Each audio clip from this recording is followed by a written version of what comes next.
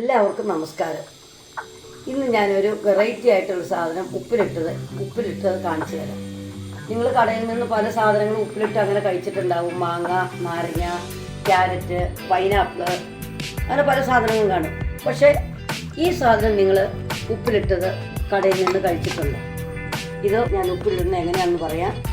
നല്ല ടേസ്റ്റാണ്. അതിന് ഞാൻ കുറച്ച് മുന്തിരിങ്ങ കഴുകി ഉപ്പും ഞാൻ ബേക്കിംഗ് പൗഡറും ഉപ്പും ഇട്ടാണ് കഴുകിയെടുക്കാറ്. കഴുകി തുടച്ച് വൃത്തിയാക്കി വെച്ചിട്ടുണ്ട്. ഞാനൊരു വെള്ളമൊന്നുമില്ലാത്ത ഒരു ജാറ് എടുത്തു വെച്ചിട്ടുണ്ട്. ഇതിനകത്തേക്ക് നമുക്ക് ഈ മുന്തിരിങ്ങ ഇടാം.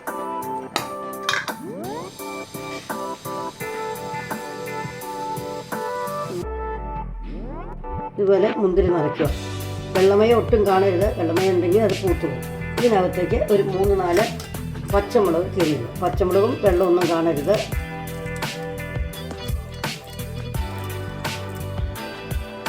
ഇതധികം എരിവില്ലാത്തതുകൊണ്ടാണ് ഞാനൊരു 3-4 എടുക്കുന്നത്. എരിവുള്ളതാണെങ്കിൽ 1-2 ഇട്ടാലും മതി. ഞാനൊരു 4 ഇടുന്നുണ്ട്.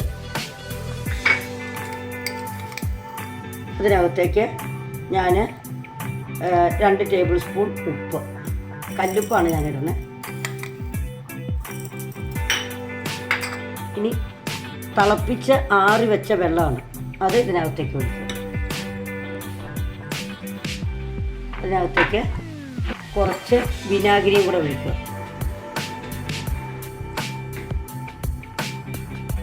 ഇത് നകക്കെ പച്ചവെള്ളം ഒഴിക്കണം. തിളപ്പിച്ചാറിയ വെള്ളം ആയിരിക്കണം.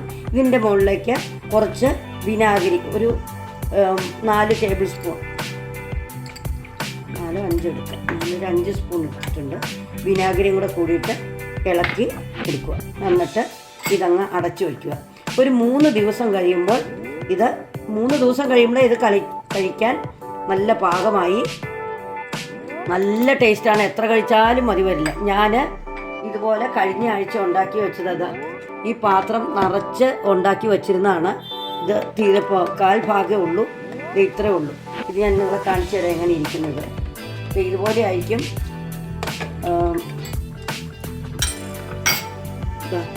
ഞാൻ കഴിഞ്ഞ ആഴ്ച ഇട്ടതാണ്.